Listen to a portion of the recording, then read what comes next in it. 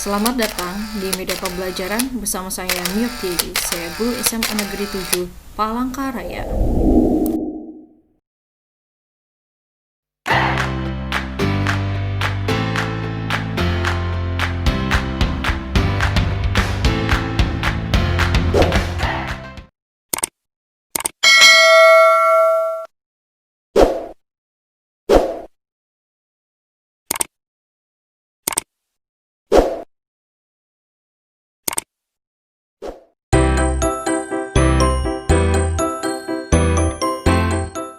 Anak-anak, kita bertemu dalam kesempatan yang baru. Kita akan belajar tentang faktor-faktor yang mempengaruhi laju reaksi.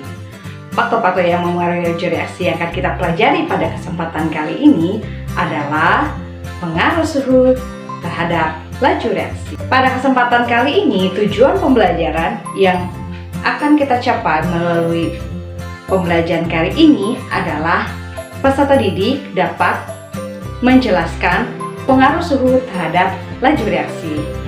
Yang kedua, peserta didik dapat memprediksi laju yang berlangsung lebih cepat dari data hasil percobaan pengaruh suhu terhadap laju reaksi. Oke, pada kesempatan sebelumnya kita telah belajar tentang faktor-faktor yang mempengaruhi laju reaksi. Anda masih ingat kan tentang faktor-faktor yang mempengaruhi laju reaksi pada pembelajaran sebelumnya? Ya, faktor yang mempengaruhi reaksi diantaranya adalah pengaruh konsentrasi, kemudian pengaruh luas permukaan atau ukuran partikel, dan pengaruh suhu, dan juga pengaruh dari katalis terhadap laju reaksi. Nah, pada kesempatan hari ini kita akan mempelajari tentang faktor yang ketiga, yaitu pengaruh suhu. Pelajaran sebelumnya, luas permukaan atau ukuran partikel pada laju reaksi dipengaruhi oleh teori temukan juga sangat mempengaruhi. Kita akan melihat fenomena berikut ini. Nah, perlu perhatikan bahwa kenapa ya pada saat paman atau bibi sayur membawa ikan itu dimasukkan ke dalam box yang berisi es, atau di swalayan anak-anak pasti pernah lihat ada beberapa box yang berisi makanan atau bahan mentah yang ditaruh dalam suhu pendingin. Konsep seperti itu adalah pengaruh suhu terhadap laju reaksi. Tujuan memberikan es tersebut pasti tahu bahwa untuk memperlambat terjadinya proses pembusukan. Saat kita membuat air teh atau menyuguhkan air teh, air yang digunakan mesti menggunakan air panas. Air panas itu tujuannya untuk apa? Untuk mempercepatnya gula tadi atau proses osmosis teh yang ada tertentu itu cepat keluar. Untuk memahami lebih jauh tentang pengaruh suhu terhadap laju reaksi, mari kita lakukan percobaan berikut ini.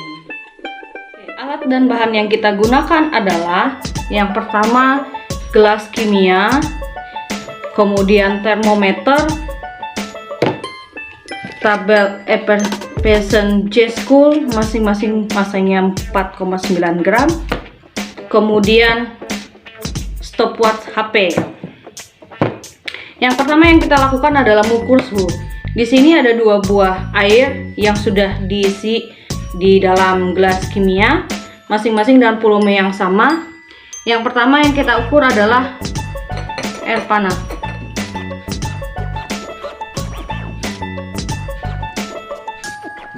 Suhu dari air panas ini adalah 61 derajat Celcius. Kita siapkan tablet effervescent-nya, kita siapkan stopwatch-nya. Yang pertama, air dengan suhu 61 derajat Celcius, kita akan ukur waktunya sampai tablet effervescent J-School ini larut.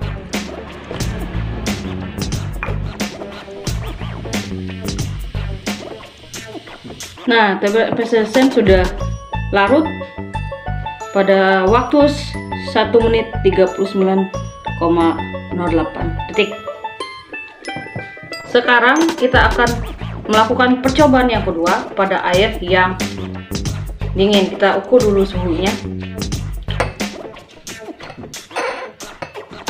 Suhu air yang kedua adalah 30 derajat Celcius.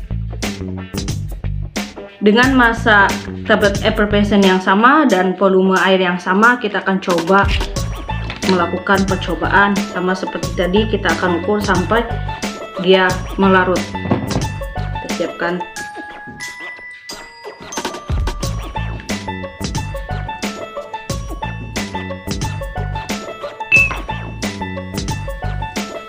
Effervescent nya hampir larut semua. Kita tunggu sampai dia larut.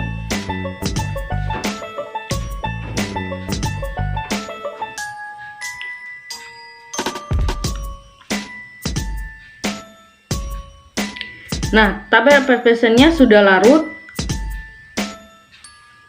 Dibutuhkan waktu 3 menit, 29 detik untuk dia melarut. Jadi berdasarkan hasil dua percobaan ini, yang suhunya 61 derajat Celcius, yang ini suhunya tadi adalah 30 derajat Celcius.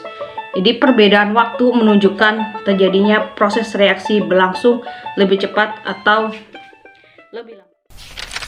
Reaksi kimia terjadi karena adanya tumbukan yang efektif antara partikel zat yang bereaksi. Tumbukan efektif adalah tumbukan yang terjadi karena energi yang cukup untuk memutuskan ikatan-ikatan pada yang bereaksi. Sebelum suatu tumbukan terjadi, partikel-partikel memerlukan suatu energi minimum yang dikenal sebagai energi pengaktifan atau energi aktivasi. Energi pengaktifan atau energi aktivasi adalah energi minimum yang diperlukan untuk berlangsungnya suatu reaksi. Sebagai contoh adalah reaksi antara hidrogen dan oksigen menghasilkan air seperti yang terdapat di gambar berikut. Ketika reaksi sedang berlangsung, akan terbentuk suatu kompleks teraktivasi. Zat kompleks teraktivasi berada pada puncak energi. Jika reaksi berhasil, maka zat kompleks teraktivasi akan terurai menjadi zat hasil reaksi, sehingga reaksi dapat berlangsung. Pengaruh suhu terhadap laju reaksi. Reaksi kimia terjadi karena adanya tumbukan yang efektif antar partikel yang bertumbukan. Terjadi karena partikel-partikel itu selalu bergerak. Dengan peningkatan suhu, energi kinetik dari partikel semakin besar. Hal ini menyebabkan gerak partikel akan semakin cepat dan semakin besar, sehingga memungkinkan terjadinya tumbukan yang lebih efektif semakin besar. Sehingga dalam suatu reaksi, semakin tinggi suhu, semakin cepat laju reaksinya. Di samping memperbesar energi kinetik, ternyata peningkatan suhu juga meningkatkan energi potensial.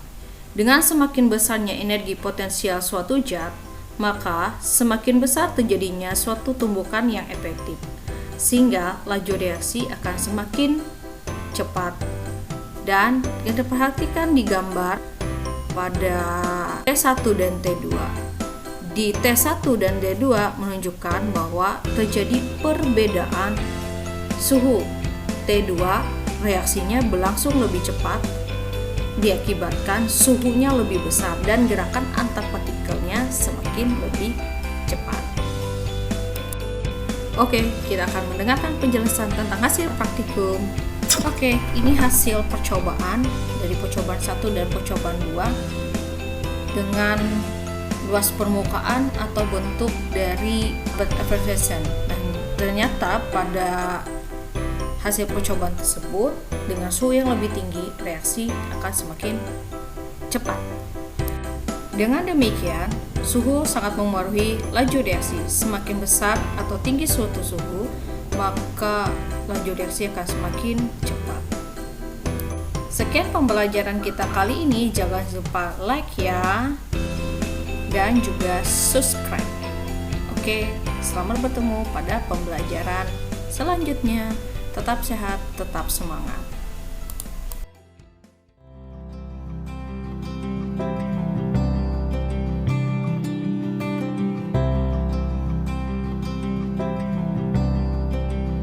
Merdeka Belajar literasi digital, maju pendidikan Indonesia. Chemistry oke, selalu di hati.